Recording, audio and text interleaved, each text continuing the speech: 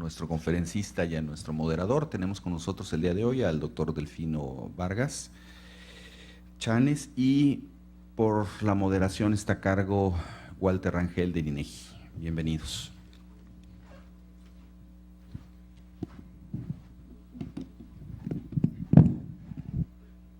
Bueno. Buenos días.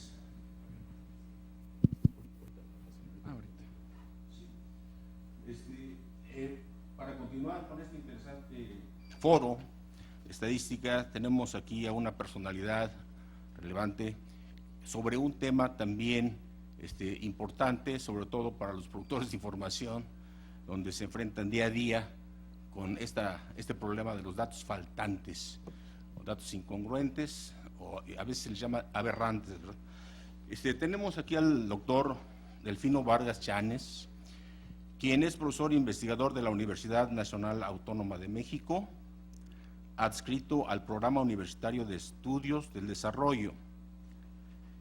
Es licenciado en Matemáticas por la UNAM, doctor y maestro en Sociología y Estadística por la Universidad Estatal de Iowa, con énfasis en metodología estadística para la investigación social.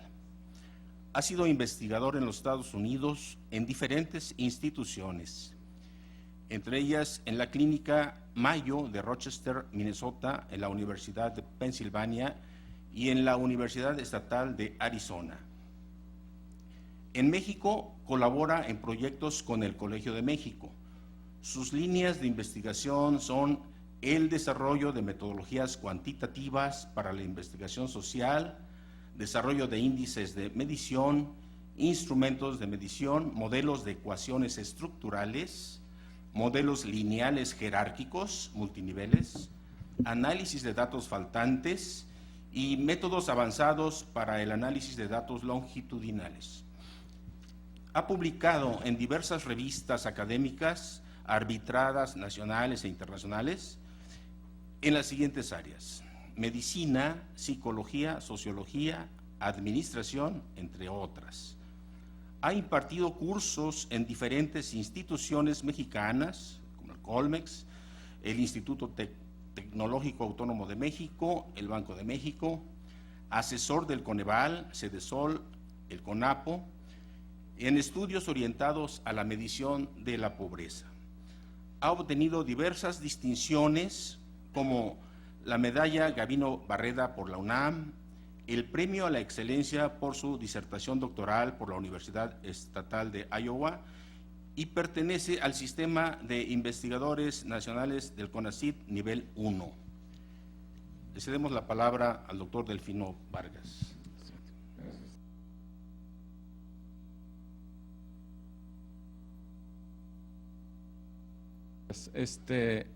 Primero, quiero agradecer esta oportunidad que también SAS me dio para hacer la presentación de hoy, y también a los organizadores del Foro Nacional de Estadística.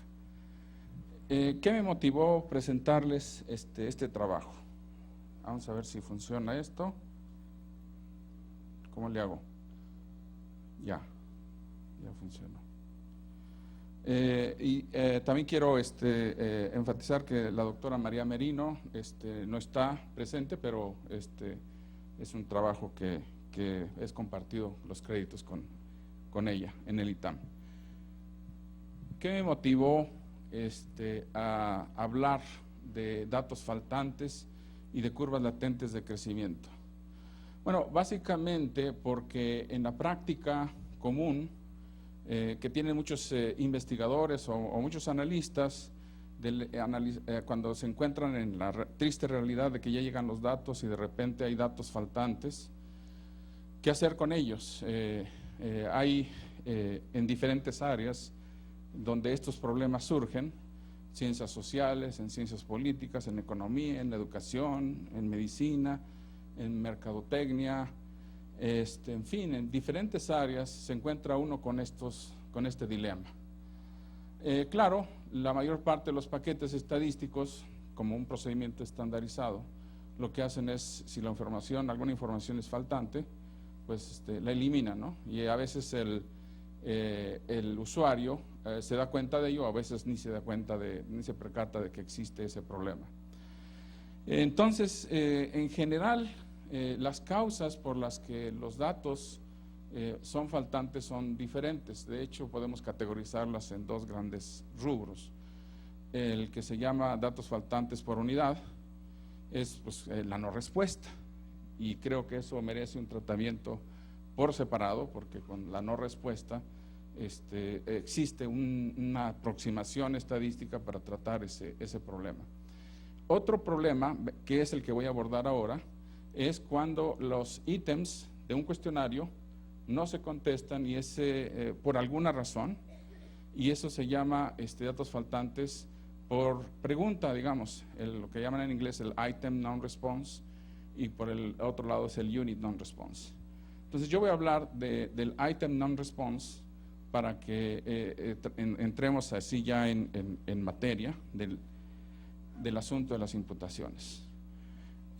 Por ejemplo, también otra situación es que se puede planear un cuestionario para que una sección o un grupo de unidades contesten por completo ese cuestionario, y otra sección, una submuestra, digamos, conteste parcialmente secciones de ese cuestionario. Se planifica el cuestionario desde un inicio, quién contesta qué secciones, y al final, cuando reciba el analista los datos, se va a encontrar con una matriz donde una sección está, por decir algo, casi completa, y por el otro hay subsecciones donde algunas fueron contestadas por un grupo de personas, otras secciones fueron contestadas por otro grupo de personas, y en completo, en total, el cuestionario está, digamos, parcialmente contestado. Y esas son dos situaciones. Voy a explicar cuáles son las ventajas de tener esta idea de las imputaciones, porque puede ahorrar incluso tiempo, dinero, y hacer más eficiente un diseño de un cuestionario y un levantamiento de encuestas. También ocurre en el caso que voy a presentar hoy en datos longitudinales. En este caso de datos longitudinales, supongo o hago el supuesto de que longitudinal quiere decir que la misma unidad se le va a medir o se le va a aplicar ese cuestionario a lo largo del tiempo. Se sigue la misma unidad a lo largo del tiempo. Y el seguir la unidad a lo largo del tiempo puede ocasionar algunas dificultades. Primero, conseguir que la unidad conteste. Segundo, una vez que contestó conseguimos dónde está la unidad, que conteste todo el cuestionario. Entonces nos presentan algunas situaciones difíciles. Y en la práctica, pues, originan también valores faltantes, o sea, lo que le llaman el attrition data. Esto quiere decir muerte de datos, cuando las unidades de repente dejan de aparecer en el panel. ¿Y qué sigue? Entonces, las borramos, las quitamos, analizamos solamente si contestan 3 de las 4 ocasiones de medición. ¿Qué hacemos? Eso es de lo que voy a hablar hoy. Decía yo que típicamente la forma, disculpen que me mueva, pero me gustó esa idea de moverse. A mí, en lo que los datos, como tradicionalmente les decía yo, se han tratado, es como cuando los datos se borran y se ignoran. Esa es una forma, es un análisis de una estrategia. Pero también lo que voy a hablar ahora es de la imputación. Y los métodos de imputación no son nuevos, la verdad. Estos se han utilizado ya en algunas organizaciones. Por ejemplo, en el US Census Bureau lo utilizan, y también se utilizan tanto en estudios longitudinales como en estudios de sección cruzada o transversales. El uso es bastante eficiente. Yo voy a utilizar en este ejemplo el modelo de curvas de crecimiento latente, o en inglés Latent Growth Curve Analysis, que quiere decir que voy a analizar trayectorias, ¿no? Porque estamos hablando de mediciones consecutivas a lo largo del tiempo de la misma unidad. Entonces, les decía yo que voy a utilizar un modelo longitudinal para poder ajustar la curva latente, y tengo que explicar algunos conceptos antes de adentrarme en materia. Los conceptos que tengo que explicarles a ustedes es definir cómo se pierden los datos. Si se pierden los datos completamente al azar, se llama MCAR, o Missing Completely at Random, que quiere decir no existe ningún patrón y nada que lo explique por qué están los datos faltantes, simplemente ocurre de manera aleatoria. Y si esa es la situación, entonces es la situación que define al concepto de MCAR, o Missing Completely at Random, datos faltantes completamente al azar. El otro concepto es el de Missing at Random. Este otro concepto lo que está diciendo es, mira, los datos desaparecieron porque hay un conjunto de covariables que explican la razón de los datos faltantes. Y si lo explican, entonces quiere decir que esas covariables están ayudando a la generación del modelo de imputación y por lo tanto esas te pueden ayudar para generar un mejor modelo y recuperar datos faltantes. Y esa es la situación, digamos, MIR. Hay otra, que es la situación de datos no ignorable. La situación no ignorable se caracteriza básicamente por que los datos están faltando por la misma intensidad de los datos, se llama endogeneidad. Me voy a explicar un poco más en cada una de estas secciones. Vamos a la primera. Vamos a ver, la situación MCAR quiere decir que, decía yo, que el mecanismo que genera o que explica por qué los datos faltan no está relacionado con el hecho de que el dato esté faltante. Y eso quiere decir que el mecanismo es equivalente a borrar de manera aleatoria los datos. En esa forma se puede explicar la situación MCAR, que es justamente la situación cuando uno tiene un cuestionario inmenso de 130 preguntas y que escoge uno a un subconjunto de preguntas aleatoriamente dentro de estas 130, digamos, a subsecciones, y una parte de la población contesta, digamos, la versión A. Imagínense que tienen un cuestionario de 130 preguntas y aquí está completo. Imagínense la versión B, que sean un subconjunto de esas preguntas, le ponemos que esa es la versión B del cuestionario.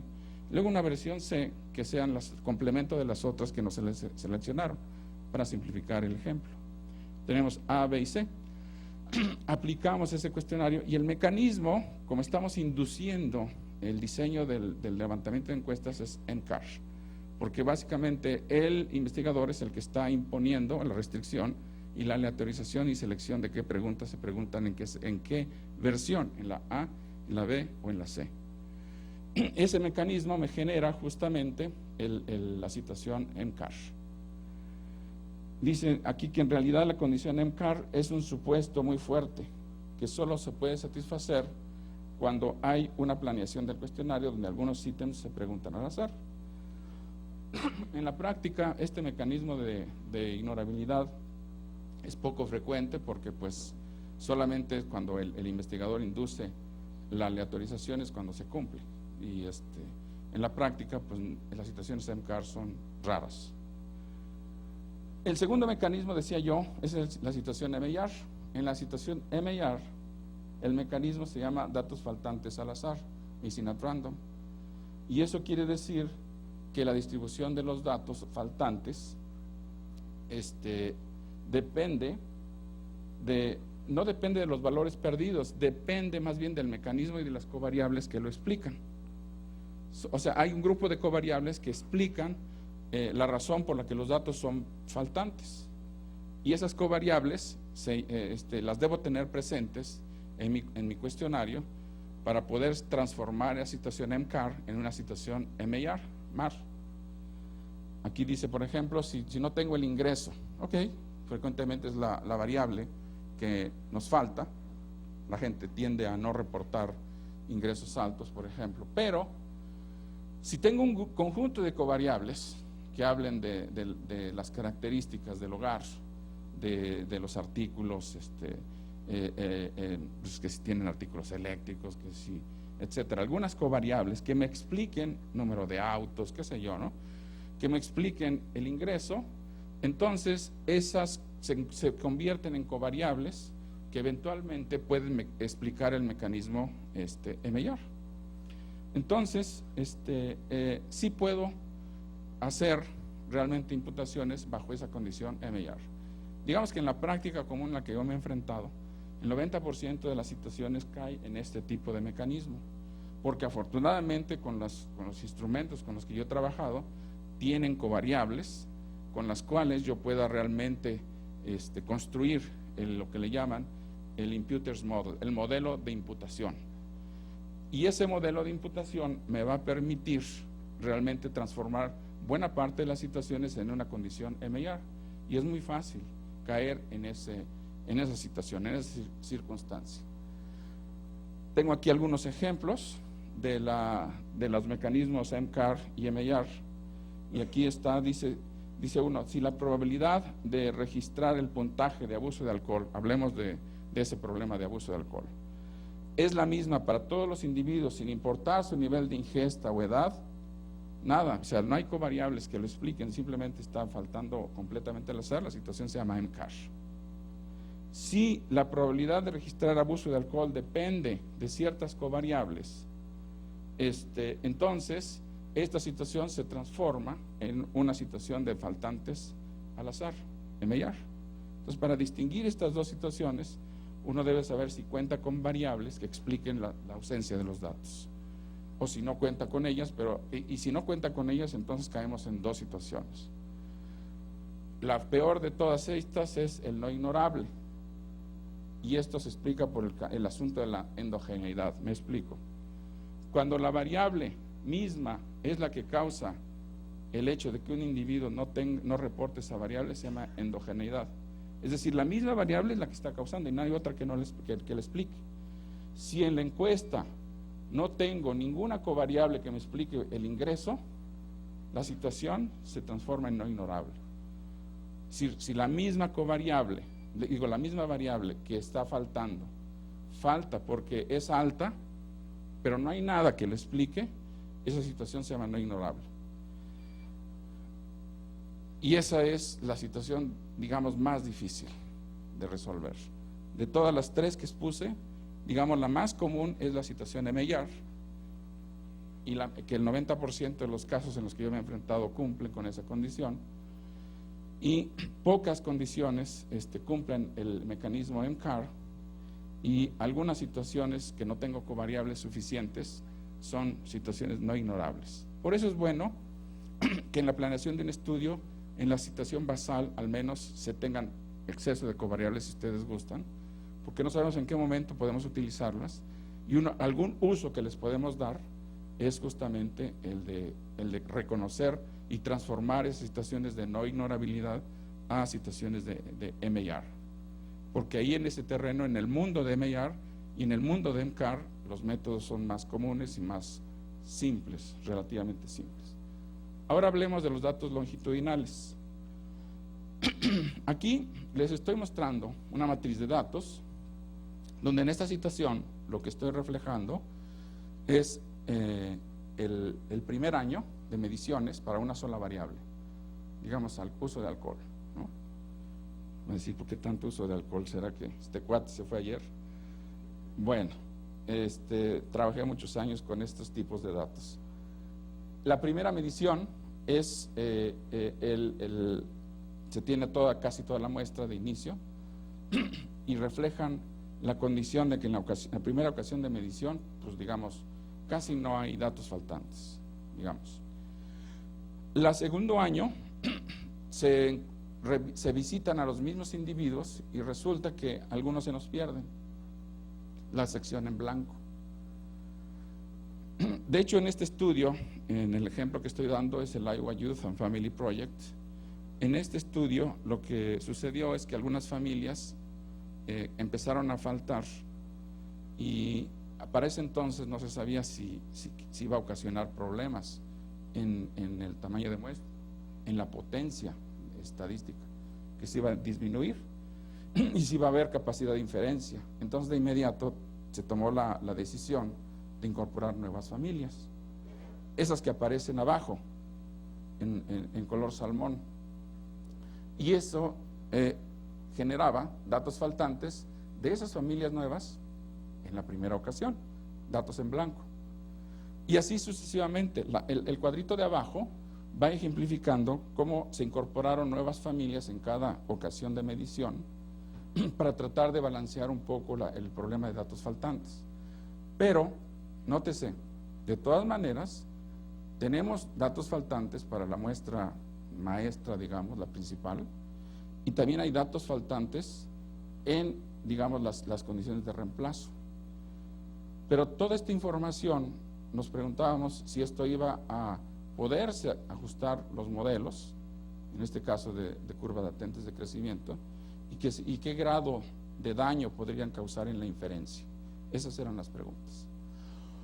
Uno de los métodos que voy a utilizar es de Rubin, de imputaciones múltiples, donde se generan datos completos. Ven ustedes a la derecha, tengo datos 1, que ejemplifican básicamente la misma matriz de datos, pero ya está completa. Datos 2, ya está completa también. Datos N, también ya está completa. Voy a explicar por qué son múltiples datos, no nada más es una sola matriz, son bastantes matrices de datos completos. Y esa es parte de la explicación de la metodología esta de imputaciones. Entonces, y esto también lo pueden ver, si no son datos longitudinales, pueden ser datos de sección transversal.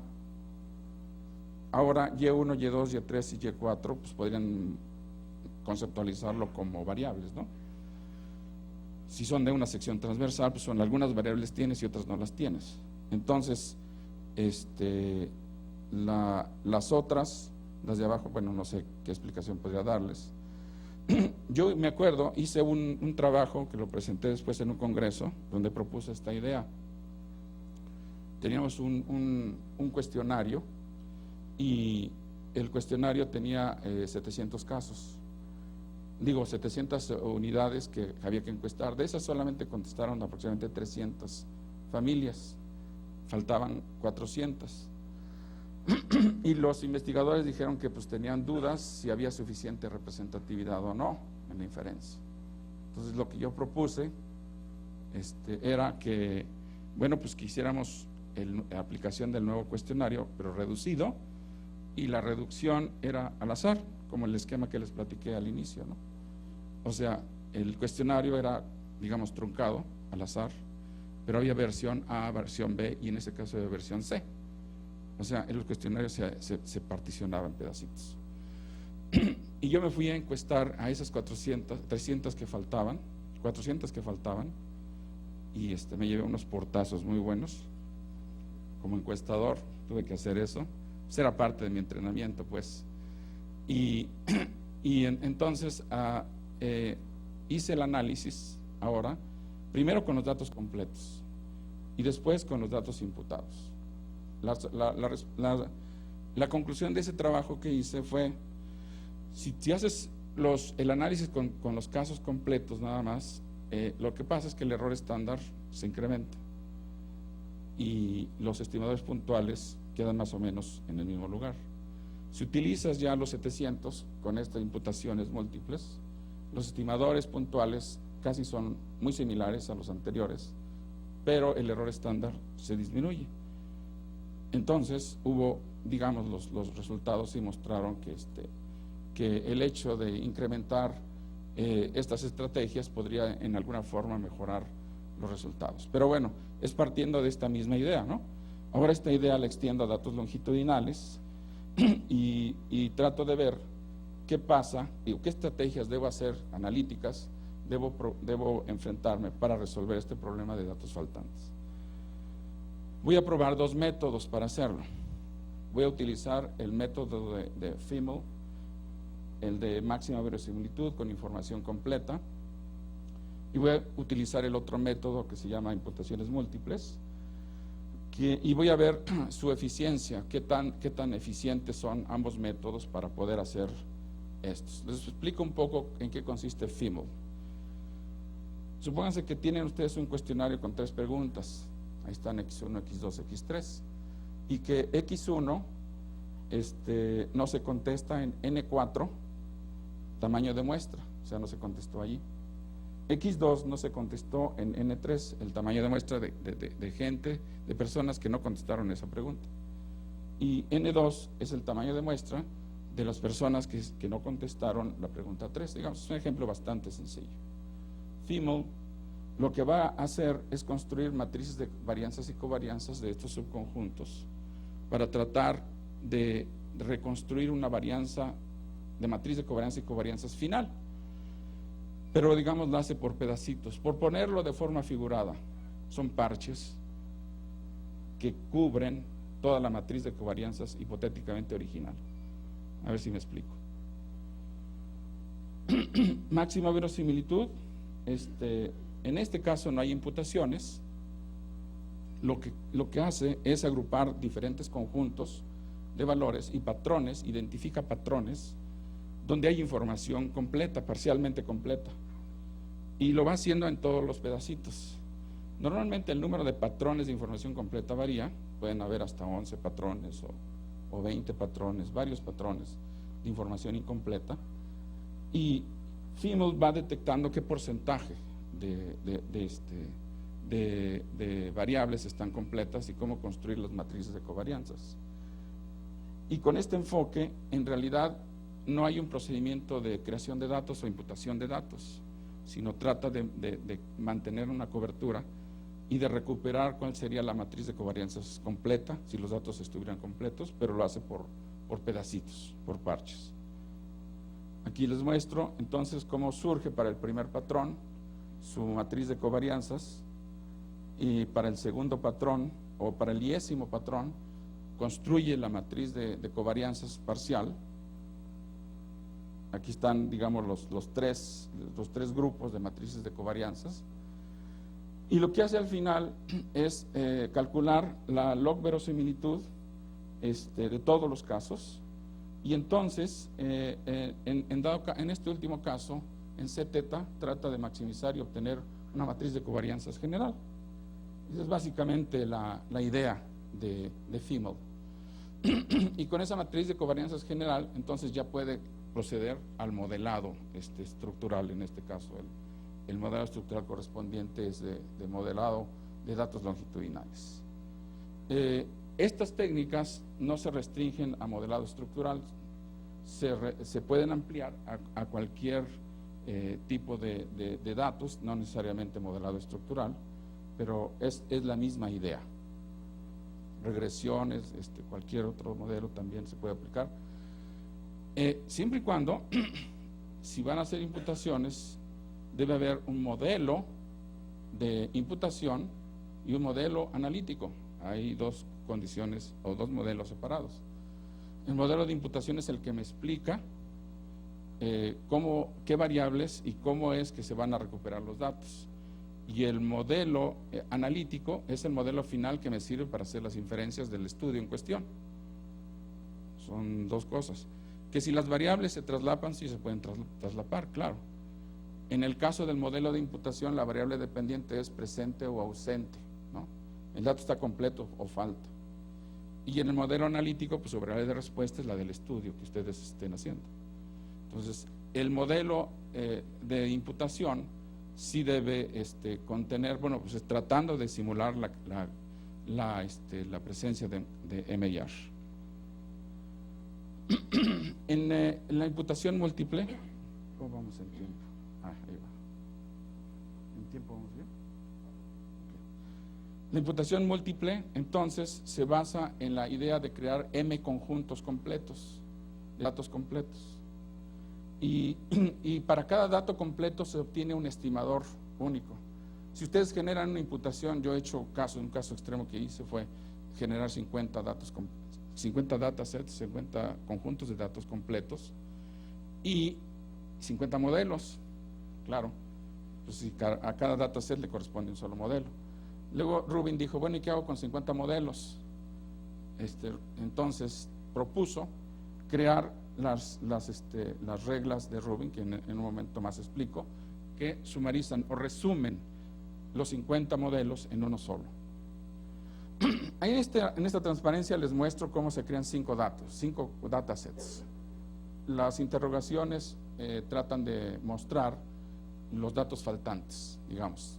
Si mi matriz original tiene estos datos faltantes, entonces creo en este ejemplo 5 conjuntos de datos completos. Ahora, no quiere decir que el mismo número se va a asignar a cada dataset en cuanto esté faltando. Hay un mecanismo de aleatorización que está de por medio, porque intervienen simulaciones de Monte Carlo, para poder hacer no la predicción, no, sino la idea de cuál dato es el que debe estar faltando. Entonces, en una versión de los datos van a tener, digamos, un 5. Para ese mismo dato, en otra versión de los datos, en el número 2, van a tener un 4. Para otra versión van a tener otra vez un 4. Y la otra versión, pues pueden tener un 5. Entonces, en cada dataset puede haber cierta variabilidad. Lo que Rubin dice es, y bueno, ¿y cómo no debemos castigar de alguna forma el hecho de que el dato sea faltante, y por lo tanto la variabilidad pues sí se va a incrementar un poquito, pero vamos a ver en qué afecta eso, si afecta en algo. ¿Cuántos datasets se deben proponer? Si tienen, por ejemplo, el 30% de los datos, gamma igual a 0.30 faltantes, y el n, el número de datos el número de datasets que van a crear son 5, k igual a 5 en esta expresión, entonces EF nos dice la eficiencia relativa de la imputación, y aproximadamente la eficiencia relativa de la imputación es 0.94, con un 30% de los casos y con 5 datasets. Rubin propone una tabla, más o menos como esta, donde para K es el número de datasets que se van a crear, y la eficiencia, y aquí en la tabla, en los renglones, pongo 3, 5, 10, 20, por poner algunos ejemplos, datasets. Para gamma, ¿cuánto? 10%, 30%, 50, 70, 80 y 90. Bueno, llegar a 90 creo que están bastante difíciles cuando se nos atraviesa ahí algo diferente. Yo creo que con el 90% de los datos faltantes otra cosa está sucediendo. Entonces, aquí se utiliza, para cada creación de un dataset, se utilizan procedimientos de Markov, y aquí intervienen cadenas de Markov, donde tenemos los criterios usuales de cuántas cadenas podemos correr. El software generalmente toma decisiones, o uno le dice cuántas cadenas quiere. En SAS ustedes le dicen cuántos datos quieren, o cuántas cadenas quieren para empezar. Usualmente yo escojo 2 o 3 cadenas para estudiar la convergencia del procedimiento de Markov. Y hay un periodo en el que se tiene que quemar cierta parte, el burning, el proceso de quemado, de calentamiento, para que realmente en la segunda fase ya pueda yo confiar que el procedimiento las cadenas ya se establecieron y ya quedaron estables, ¿no? Entonces, esta es una forma, digamos, de ver y de estudiar. En la parte izquierda del proceso son etapa de calentamiento. En la parte derecha, en circulito rojo, ya el proceso ya entró en la etapa de iteraciones. No se debe verificar una tendencia, y con eso tenemos cierta confianza en que el proceso de las cadenas de Markov están convergiendo, ¿no? Y aquí se utilizan criterios de bayesianos para poder establecer que esto no tenga patrones extraños y analizar esta parte, ¿no? También se estudian las autocorrelaciones, la función de autocorrelaciones. Debe ser en este caso de orden 1, en el cual la primera cae y el proceso queda estable inmediatamente. Y con eso tenemos cierta confianza de que el proceso está convergiendo, y tenemos también cierta confianza en que vamos a encontrar estimadores adecuados. Estas son las reglas de Rubin. Decía yo, teníamos 50 modelos. ¿Qué hago con 50 modelos? Bueno, pues hay que resumirlos en uno solo. Primer teta gorro resume todos los parámetros en un promedio. Bueno, pues nada nuevo. Aquí el problema está en cómo Rubin plantea cómo recuperar y reportar el error estándar. Y el error estándar básicamente se calcula con la versión T, esa versión que estima la variación total, la varianza total del error. Pero para encontrar T se calcula con el promedio de las variaciones, y después atribuye con B la varianza de las variaciones y las corrige, y ya finalmente T corrige de cierta forma la variabilidad de todos los 50 modelos o los 5 modelos que se hayan propuesto. Y entonces ya tienen un error estándar, ya tienen un solo modelo, ya tienen un solo error estándar, y ya pueden hacer reportar un valor de alfa o el parámetro, y ya reportar un modelo único. Voy a ponerles ahora un ejemplo. Este ejemplo es un estudio longitudinal de uso de alcohol en adolescentes. La muestra inició en el 89 con adolescentes a la edad de 14 años y se siguieron en este estudio hasta el 92, el tiempo de corte del estudio. El estudio siguió 8 años más, actualmente tiene 10 años, 12 años de colección de datos. Desde luego que es un estudio caro, no he dicho que los datos longitudinales sean baratos, son caros, pero aquí lo que voy a hacer, la estrategia que hice fue, a ver, de estos 4 ocasiones de medición, que son 451 casos, tengo datos faltantes. Bueno, para mi estudio, lo que voy a hacer es lo siguiente, voy a tomar la matriz de datos que sean completos. Por el momento, los que están incompletos los borro. Después voy a hacer otra estrategia, pero para este estudio voy a borrarlos. Al borrarlos me quedan 369. A este conjunto le voy a hacer algunos experimentos. A este le llamo universo, y a este universo le voy a empezar a quitar datos. Pero se los quito en proporciones diferentes, al 10, al 20 y al 30%. Déjenme ver, en proporciones diferentes, y lo que voy a hacer es simular condiciones MCAR, donde al azar voy a borrar datos. Entonces ahí está la primera condición, MCAR. La segunda condición, pero MCAR la voy a crear al 10, al 20 y al 30% de datos faltantes. La segunda condición, la MYAR, la voy a crear así. Tengo un conjunto de 18 covariables que me explican por qué los adolescentes tienen ingestas de alcohol. De estas 18 covariables, lo que voy a hacer con un cluster análisis es agrupar a familias de alto riesgo. Y porque son de alto riesgo, entonces a esas les borro el 30% de los datos. Pero tengo un conjunto de covariables que me explican por qué se borran. Y entonces elimino y creo la condición MYAR 30%.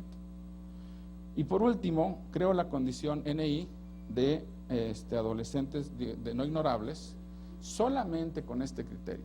Si el adolescente reporta alta ingesta arriba de la mediana, es elegible para ser borrado, sin importar qué covariables tenga. No me importa, nada más porque rebasó la mediana, es elegible para ser borrado. Y entonces borro ahí datos y me quedo con 30%, borro 30%. Entonces esa es la condición no ignorable. Es decir, no hay nada que lo explique excepto la misma variable, por ser alta ingesta. Es lo mismo que si sería de alto ingreso, no reporto el ingreso y no tengo covariables que lo predigan. Bueno, ya tengo esas 3 condiciones y voy a probar ahora esos escenarios mediante imputaciones para ver si puedo recuperar los datos del universo. ¿Cuál universo? Pues el original que ya tenía, de las 369 familias. Entonces, para este ejemplo, aquí está un ejemplo de trayectorias, las dividí en hombres y mujeres. Típicamente en hombres la ingesta es mayor, en mujeres es menor, nada nuevo. Y este es el modelo de curvas de crecimiento. Ahora, el modelo de curvas de crecimiento tiene 4 ocasiones de medición. En la primera se ejemplifica la intersección del modelo, es pi0. En la segunda, la bolita esa segunda, es la pendiente, es pi1. Claro que para este ejemplo cabría uno cuadrático, pero no quise irme para allá, quise uno sencillo, para explicar mejor las cosas. Primero sencillo y después lo complicamos. Entonces, aquí estoy ejemplificando, digamos, una regresión en la primera parte, lo que se llama el nivel 1, Y en el nivel 1, vean ustedes, está pi0, pi1, donde pi0 es el intercepto, pi1 es la pendiente. Esto sería una regresión, ¿no? Regular, donde t es el tiempo, las ocasiones de medición. Ahora, en el nivel 2, lo que estoy aumentando es el modelado de las intersecciones. Y en este caso, pi0, en el nivel 2, ven en el siguiente renglón, dice es igual a beta 00, que sería el intercepto general iésimo de cada una de las trayectorias. Y por el momento quito la X y le aumento una R1. Es decir, lo que estoy convirtiendo es haciendo estos interceptos aleatorios. Y el de pi0, pi1 igual beta 1 más R1 son las pendientes aleatorias. Es decir, lo que estoy modelando ahí son rectas que cruzan por diferentes secciones al eje de las Y's, y varias que contienen pendientes distintas. Eso es lo que estoy modelando. Estos modelos son también muy similares a los modelos jerárquico-lineales. En este caso, esta es la versión, digamos, longitudinal. Pero en esta aplicación me brinco a otra escuela, que es la escuela del modelado latente. Simplemente son dos escuelas. Los estimadores al final son muy parecidos. Pero esta escuela del modelado latente lo que dice es, el pi1 es un intercepto latente, o sea, aleatorio, y el pi0 es otro intercepto, el pi0 es intercepto latente y el pi1 es la pendiente latente. En este caso, X es una covariable que predice la tendencia, si afecta al intercepto o si afecta a la pendiente. Y en el nivel 2 se puede modelar también esa X incorporándola, prediciendo que prediga el comportamiento ya sea del origen o de la trayectoria. Es el modelo latente, de curvas latentes de crecimiento. Por cierto, con estos modelos de curvas latentes de crecimiento también se pueden formar grupos de trayectorias, lo que se llaman clases latentes de trayectorias. También, a partir de esta es la gran ventaja de esta otra escuela, pues, del modelado latente. Esta escuela del modelado latente lo que puede hacer por ustedes es formar trayectorias de la variable de estudio. Y las trayectorias no solamente pueden ser lineales, pueden ser cuadráticas también. Y pueden tener familias de trayectorias agrupadas con cierto criterio. Este enfoque se libra de la crítica de cuántas trayectorias cuántas clases de familias debo proponer. Si es un grupo, dos grupos, tres grupos, porque hay pruebas de hipótesis de por medio. En tanto que clúster análisis típicamente son criterios los que se siguen para saber cuántos grupos hay. Pero mejor aún, aquí hay un modelo con el cual ustedes pueden formar familias de trayectorias.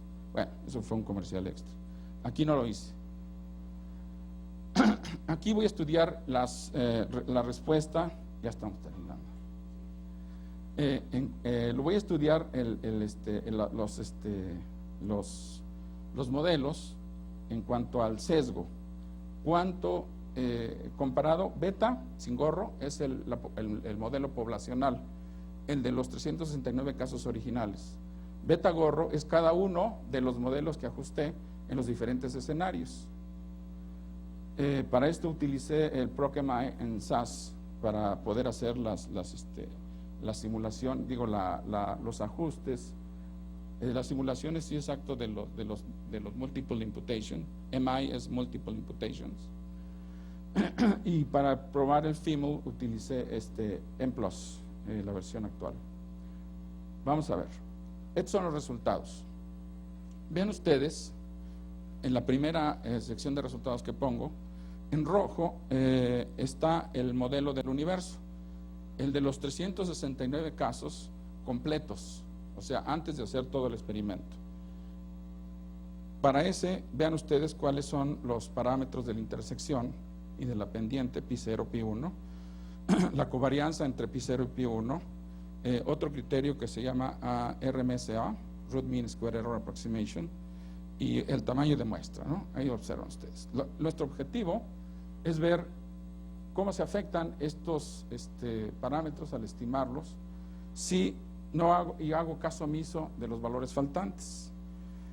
Noten ustedes que en el primero 10 MCAR, el primer renglón dice 10%, para el 10% de valores faltantes bajo la situación MCAR, los parámetros son estimados, son .911 para la intersección, 1.009 para la pendiente, y ahí tienen ustedes el resto de los parámetros estimados. Para 20 MCAR quiere decir el 20% de valores faltantes en situación MCAR, cómo son los estimadores, 30% y cómo son los estimadores. Noten algo, que en la medida como en los porcentajes se incrementan de estimación, el error también se va inflando. La parte violeta de abajo es el sesgo, quiere decir comparados contra la población, cuánto este método afecta, o cuánto se dispara, o cuánto es discrepante de la población. Entonces noten ustedes que el sesgo para los parámetros en la situación MAR llega hasta 34%. La peor de todas las condiciones es la no ignorable. Veanla que bajo la situación no ignorable y sin haber hecho ninguna imputación, terrífico, ¿no? Está scary, como dicen, spooky. Esto, en este caso no hay imputaciones. Ahora vamos a ver cómo se comporta el primer procedimiento, el FIML. Para el FIML, en la situación MCAR, comparado contra el modelo poblacional, el sesgo, digamos, es bajo, ¿no? Tanto para P0 como para P1, si están leyendo el cuadro violeta, en donde se aprecia el sesgo. Pero volverán a ver que en la situación no ignorable, pues el sesgo sigue siendo, digamos, fuerte, ¿no?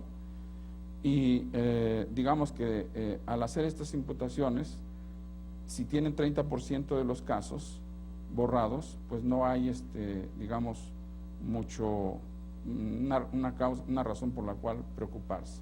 MCAR es la que mejor se comporta y es la que les digo que es más fácil de hacer imputaciones si tienen datos completamente al azar bajo ese esquema, pero digamos que el 10% de las situaciones puede caer en esa condición.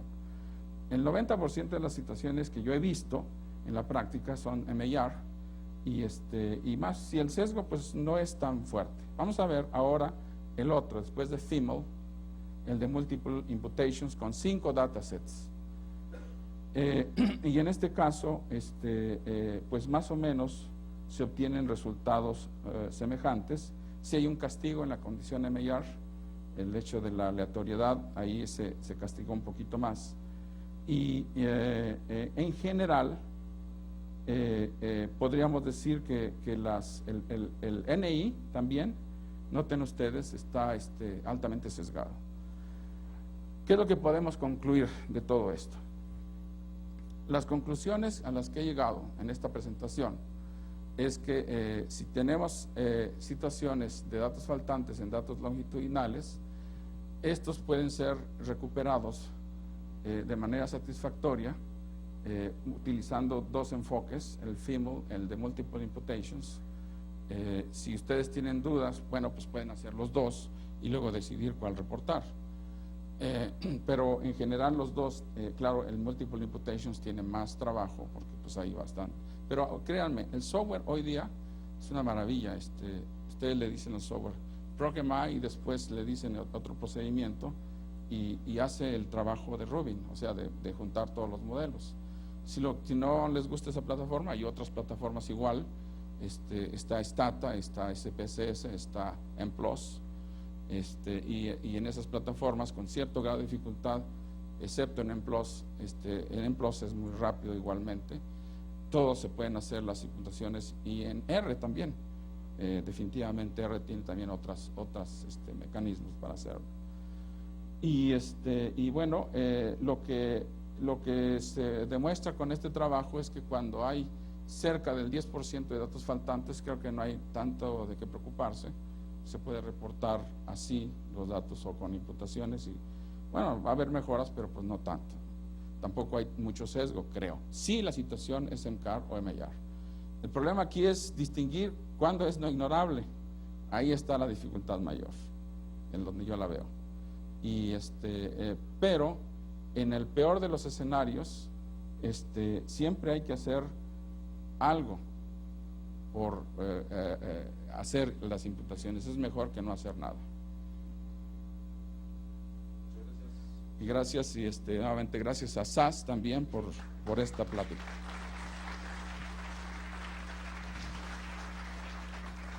Bueno, realmente interesante, ingeniosa esta combinación de métodos para imputar y validar y evaluar los métodos de imputación, que por cierto hay coincidencia con los estudios de CEPAL en términos de robustez de métodos respecto a los dos que fueron objeto de evaluación.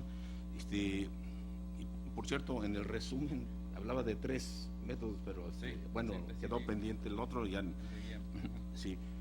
Y bueno, queda la duda, y sobre todo porque estamos hablando de un ejercicio, un estudio de 369 casos, y para 4 años consecutivos, donde se aplica, se ejercita este método, y todo funciona muy bien, ¿no?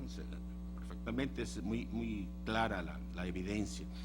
Aquí la duda que surge es cuando se trata de encuestas complejas, con un gran número de variables que son incluso periódicas, que incluyen una gran cantidad, un volumen grande de población. Ya ahora podemos disponer de los microdatos de estas encuestas complejas, y como tú dices, pues tenemos un software potente, varias alternativas para aplicar estos ejercicios a estas encuestas complejas, porque también resulta que los patrones de omisión de datos, los patrones de no respuesta, están asociados también a determinadas características de las poblaciones objeto de estudio. Y en este caso del estudio que presentas, se trata de alumnos de secundaria de Iowa, y pues debe haber algunas características comunes donde los métodos también reflejan esas características comunes, que es diferente cuando tratamos de encuestas donde se estratifica de diferente forma, hay conglomerados de diferente forma, las ponderaciones, ¿verdad? Las ponderaciones del tamaño de muestra son diferentes, y bueno, ahí surgen dudas de qué pasa en las encuestas complejas. Afortunadamente sí podemos ya hacer esos ejercicios y tener conclusiones, digamos, más universales, ¿no?, que estas. Estos son unos comentarios generales, y me parece muy interesante esto de aplicar el método de curvas latentes de crecimiento, y combinarlo con los otros métodos de imputación, o sea, y probar esto. La verdad, me parece sumamente interesante. Tenemos espacio para un par de preguntas. Entonces, compañeros, si... A ver, por acá, compañero. Sí, bueno. Soy Alfonso Millán, del área de infraestructura estadística. Y bueno, esto de la imputación es un poco paradójico, ¿no? Se dice que si es muy poco el porcentaje de imputar, pues ¿para qué imputar? Y si es mucho, pues no, como que no se debe de imputar. Se ha hablado aquí de algunos porcentajes, como si es más del 50% o si es menor al 10%, tratando de eliminar la subjetividad. ¿Cuál sería ese umbral, ese volumen de información donde sería confiable imputar, o qué tipo de elementos se deben de considerar para ver si es recomendable o no la imputación? Esa sería la primera parte de la pregunta. Y la segunda es, se presentan en esta exposición datos de tipo más categórico o discreto, ¿no?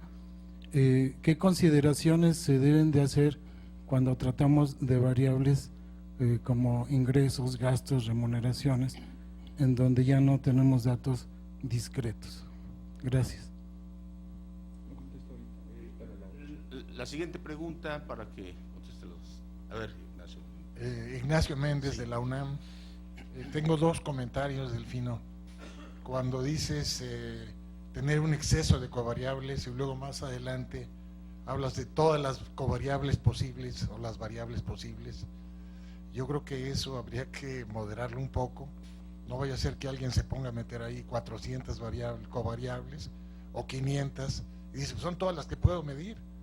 Yo creo que debe haber un ejercicio teórico que decida cuáles son las variables que conviene meter dependiendo de la teoría que envuelve todo el estudio. Es un primer comentario. El segundo va ya en relación al ajuste de las curvas de crecimiento latente. Ahí tengo dos comentarios. El primero es que tu modelo original con todos los datos tiene un ajuste que podríamos decir marginalmente satisfactorio. ¿Por qué lo digo? Porque tienes un RMSA de 0.11 que ya está un poquito alto, se recomienda abajo de 0.10, y por el otro lado tu G cuadrada fue de 27.98 con 5 grados de libertad. Eso hace que sea como 5 veces la media de la G cuadrada, que como sabemos son los grados de libertad. Entonces el modelo no está tan bueno. Probablemente convendría haber modificado un poco el modelo, quizá un modelo cuadrático o quizá un modelo parcialmente no lineal, que consiste en que en lugar de poner tus cargas, eso no lo pusiste, pero las cargas para la ordenada del origen son 1, 1, 1 y las cargas para la pendiente son 1, 2, 3. Bueno, yo he hecho algunos estudios donde en lugar de poner 1, 2, 3, pongo 1, 2, 3 y medio. Y eso da un poquito de curvatura al final. Y eso mejora sensiblemente el ajuste del modelo de curva de crecimiento latente. Bien.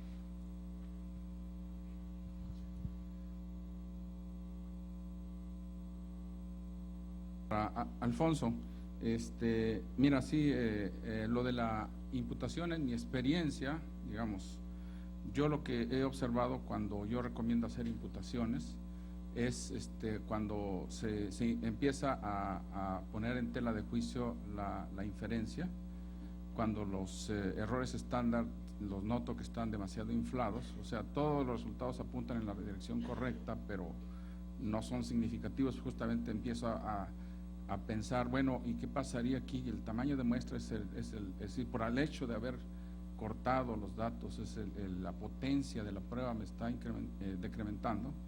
Entonces lo que hago en ese momento es hacer un análisis de la potencia estadística para saber cuál es el tamaño ideal, es decir, para ver si es el tamaño de muestra lo que le está pegando al modelo, ¿no? Mediante simulaciones igualmente se puede obtener la potencia del modelo propuesto y conocer cuál hubiera sido el tamaño ideal. En función de eso, entonces decido o no hacer las imputaciones. Cuando encuentro que el tamaño de muestra no es suficiente, entonces quizás el hacer las imputaciones me va a recuperar algunos datos faltantes y la potencia se incrementa. Y entonces ahí es cuando uno, con esa regla de decisión, uno se dedica a hacer las imputaciones. Dentro del terreno de imputación, normalmente yo escojo dos, el FIML y el de Multiple Imputations. Solo lo hago internamente para ver si hay cierta congruencia en los resultados. Cuando veo que hay congruencia, bueno, pues reporto uno de los dos, de manera que el usuario o el lector pues, tenga un poco más de confianza en los datos que se están reportando. Y en cuanto a la consideración de las variables, sí tienes razón. Tú al modelo tienes que decirle cuáles son categóricas, cuáles son, puede haber problemas de normalidad. Lo que usualmente el software actual, si tú le dices la variable actual es nominal y empieza a ver, hay discusiones incluso sobre redondeo, ¿no? Porque esto está basado en la teoría normal.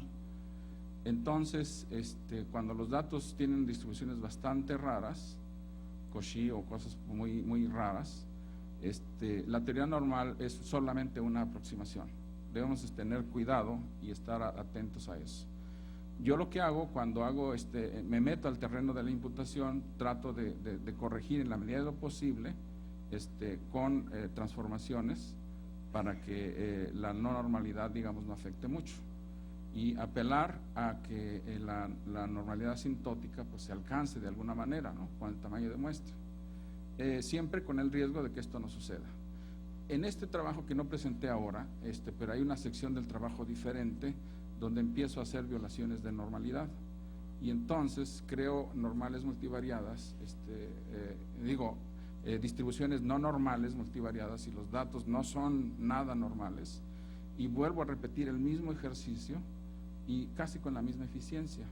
Entonces, cuando el número de datos, digamos, es suficientemente grande, y eso hay que verlo con un análisis de potencia, estos resultados son, digamos, aceptables, entran en el terreno de ser aceptables. Y claro, el software actualmente te recupera, si son datos discretos, los convierte de continuos a discretos. Pero sí, yo recomendaría hacer este ejercicio previamente para que ustedes, antes de meterse a hacer imputaciones, sí se cuiden de esa parte. Ese sería por un lado, ¿no? Pero de cualquier forma es más confiable hacer imputaciones que dejar los datos. Me decían que si era yo el ventríloco en una conferencia que yo di a sociólogos, me dijeron: es que tú eres el ventríloco. Digo, bueno, sí, yo creo que es mejor que hablen los datos a que una bota encima de los datos evite que no hablen los datos, ¿no? Y con relación, doctor Méndez, sí, debo corregir ese exceso de covariables, no quiere decir todas las que estén disponibles, ¿no? Deben ser variables seleccionadas. Por eso es que hay en estos procesos un modelo que se llama el modelo de imputación.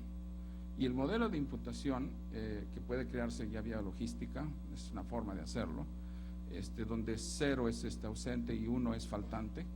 Entonces, eso me puede ayudar también, por un lado, a reconocer cuáles son covariables auténticas para este ejercicio en particular. Y entonces no se trata de todas las covariables que se me ocurran, no, es que hay unas que sí explican, otras que son basura. Y entonces, con ese que se llama el modelo de imputación, esas se incorporan en el momento de hacer el modelo analítico, porque el modelo analítico es ya la parte que les interesa hacer, donde están haciendo la inferencia, ¿no? Y entonces separar los dos, pero al momento del análisis se combinan, y el software actualmente permite hacer eso. Tú declaras cuáles son las variables auxiliares y cuáles son las variables, que las auxiliares son las del modelo de imputación, y luego el modelo analítico, que ya es el modelo en general. Hay una pregunta de Edmundo Berumen. No, me faltaba una perdón. del RMCA. Sí, tiene razón. Yo en este ejercicio nada más lo hice modelo lineal. En esencia, estos modelos, para el tipo de datos, son cuadráticos, y el modelo cuadrático se ajusta mucho mejor. Yo lo que quería ver realmente era el comportamiento, ¿no?, de los diferentes métodos. Sí. Excelente. Sí, Edmundo, y también Eric Rodríguez. A ver, Eric. Acá. Bueno, la pregunta es si utilizó algunas pruebas de hipótesis para verificar que los datos eran MCAR, o bueno, veo que hizo un diseño con 3 tipos de pérdida de datos, pero en alguna literatura recomiendan hacer ese tipo de pruebas que podrían dar alguna información sobre si el modelo en realidad de Missing at Random funciona para la información. Y la otra es si el hecho de que sean datos panel no tiene algún efecto sobre la pérdida y sobre las posibilidades de imputar, en el sentido de que, dado que se repite el cuestionario en varios periodos, tenemos información de las primeras respuestas, y esa información puede ser útil a la hora de imputar, y no vi que fuera considerado ese efecto. También puede haber pérdida debido a que el encuestado ya sabe que vamos a hacerle un cuestionario largo, y entonces rechaza el cuestionario por el hecho de que ya tiene experiencia sobre lo que se le pregunta. Esas son las 2 preguntas. Gracias. Sí, Edmundo. Sí, no está en la presentación, pero a lo mejor sí hiciste el ejercicio, y sería bueno el tenerlo para ver la eficiencia desde otro ángulo. Tú aquí estás comparando los distintos modelos y cómo comparan cuando es 10, 20, 30% de datos faltantes.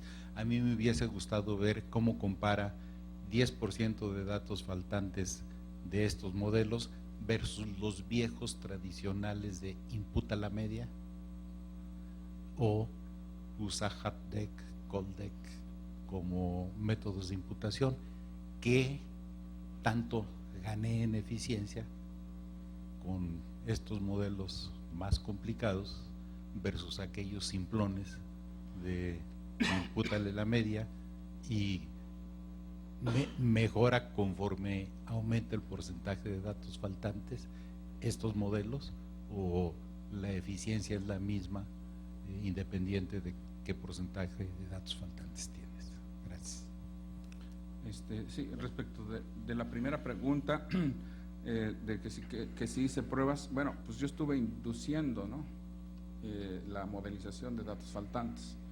Es decir, yo dije, van a ser MCAR por la forma de selección de la aleatorización. Entonces, yo creo que, bueno, y sí existen. En la práctica no hice estas pruebas porque no era necesario, consideré que no, porque yo estaba modelando la forma en que iban a faltar. Y entonces, pero en la práctica sí existe la prueba de Little Test para probar si los datos son MCAR y MAR. No conozco alguna prueba que pruebe si los datos son MAR. A lo mejor no estoy leyendo alguna literatura y se me está escapando, pero no conozco alguna prueba que sí dice que los datos son MAR, pero nuevamente no hubo necesidad de hacer esa prueba porque yo los modelé así. Esa fue la razón, ¿no? Y desde luego que en los datos longitudinales hay una amplia literatura donde prueba que ese efecto de aprendizaje en los datos longitudinales es desechable, o sea, no es tanto el efecto al final del día. Existen libros incluso escritos al respecto. En cuanto a la observación del mundo, sí, no puse el de la imputación por la media porque en la literatura dice que cuando imputas por la media la eficiencia se pierde, afecta literalmente el error estándar, ¿no?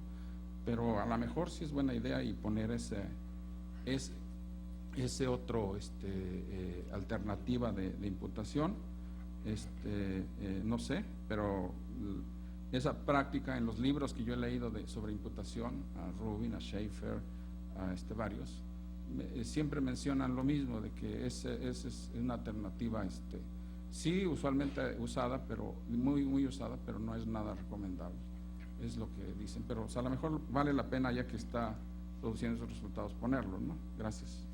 Bueno, pues muchas gracias. Aquí damos por terminada la sesión y pues muchas gracias. Abrazo.